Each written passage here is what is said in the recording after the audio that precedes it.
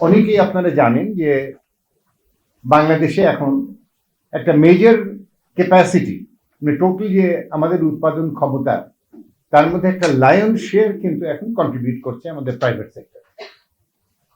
এখন এই private sector কি করে এলো, বা what is the private sector? আমার মনে হয় এটা কম বেশি আপনারা সবাই জানেন, বাট স্টিল যেহেতু আজকে আমরা একটা ফর্মাল প্রেজেন্টেশন করছি, আপনারা যদি সময় আপনাদের থাকে, we have got a presentation over here, আমি চেষ্টা করবো যত তাড়াতাড়ি যাওয়া যায়, বাট স্টিল দেন এটা যদি একটুখানি আপনাদের কাছে ক্লিয়ার হয়, সেই হিসাবেই আমি কেস আমার এই কেস স্টাডিটা আপনাদেরকে প্রেজেন্ট করব।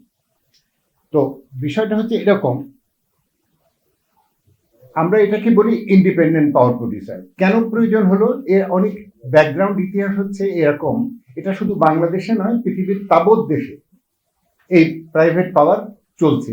খুব মানে বলতে পারেন যে অত্যন্ত বড় বড় হাইড্রো পাওয়ার প্ল্যান্ট কিছু সরকারি খাতে কোনো কোনো দেশে আছে, বাট মোস্ট অফ দি ক্ষেত্রে অধিকাংশই প্রাইভেট পাওয়ার।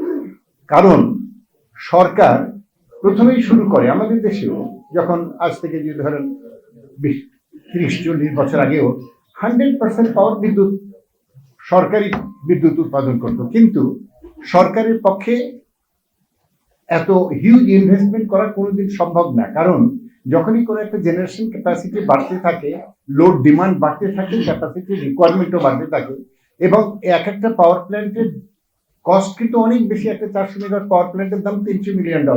তাহলে এই যে টাকা কোত্থেকে আসবে? তখন এইটাই standardised throughout the whole world practice, যে একটা প্রাইভেট সেক্টর সে নিজেই ইনভেস্ট করবে, করে একটা পাওয়ার প্ল্যান্ট সব রেসপন্সিবিলিটি রিস্ক সে নিবে।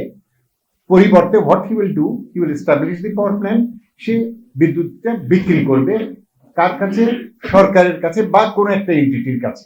একটা সিঙ্গেল পয়েন্ট পারচেজারও থাকে, যেমন আমাদের দেশে power development board is the single point, তারা পারচেজার বিদ্যুৎ কেনে। এখন এটা তাহলে প্রয়োজন কেন? আমরা বুঝলাম যে কেন প্রাইভেট পাওয়ার প্রয়োজন হয়, সব দেশেই এটা আছে। কিন্তু এর সঙ্গে, এবং এর অনেক ভ্যারিয়েন্স আছে। ভ্যারিয়েন্স মানে আপনারা শুনেছেন এর মধ্যেও হয়তো, যে বিল, লোন, অপারেট, তারপরে এমনি বিভিন্ন ধরনের হয় আর কি। এটা ডিটেইল আর আমি যাচ্ছি না আজকে, কারণ এটা অতটা সময় হয়তো আপনারা দিতে পারবেন না। বাট আমাদের বাংলাদেশের যে কি কি ফর্মে ছিল, ফার্স্ট আমরা শুরু করি বার্জ মাউন্টেড পাওয়ার প্ল্যান্ট দিয়ে। এটা প্রথম অনেক আগে 1996-এ প্রথম বার্জে করে একদম পুরো পাওয়ার প্ল্যান্ট বিদেশ থেকে তৈরি হয়ে একদম বার্জে করে ফ্লো করে আমাদের এখানে এনে খুলনায় বসানো হলো।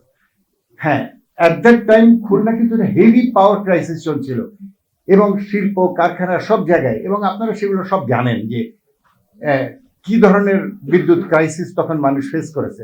বাট অ্যাট দ্যাট টাইম এই প্রাইভেট পাওয়ারটা কিন্তু একটা বিরাট সাপোর্ট ছিল, বিরাট একটা সাপোর্ট ছিল।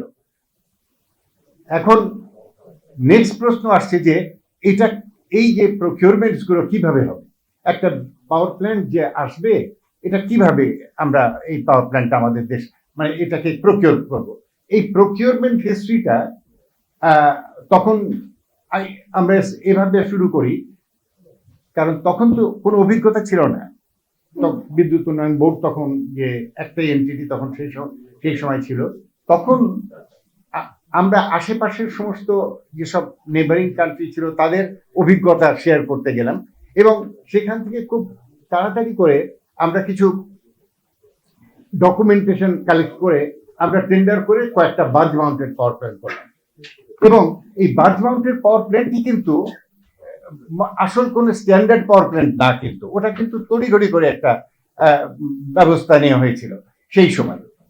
এইটার ব্যাকগ্রাউন্ড আমি পরে আসছি, যে এইটার শুদ্ধতা বা এটার মধ্যে কি কি অসুবিধা, সেগুলো নিয়ে আমি পরে পরে আলোচনা করছি।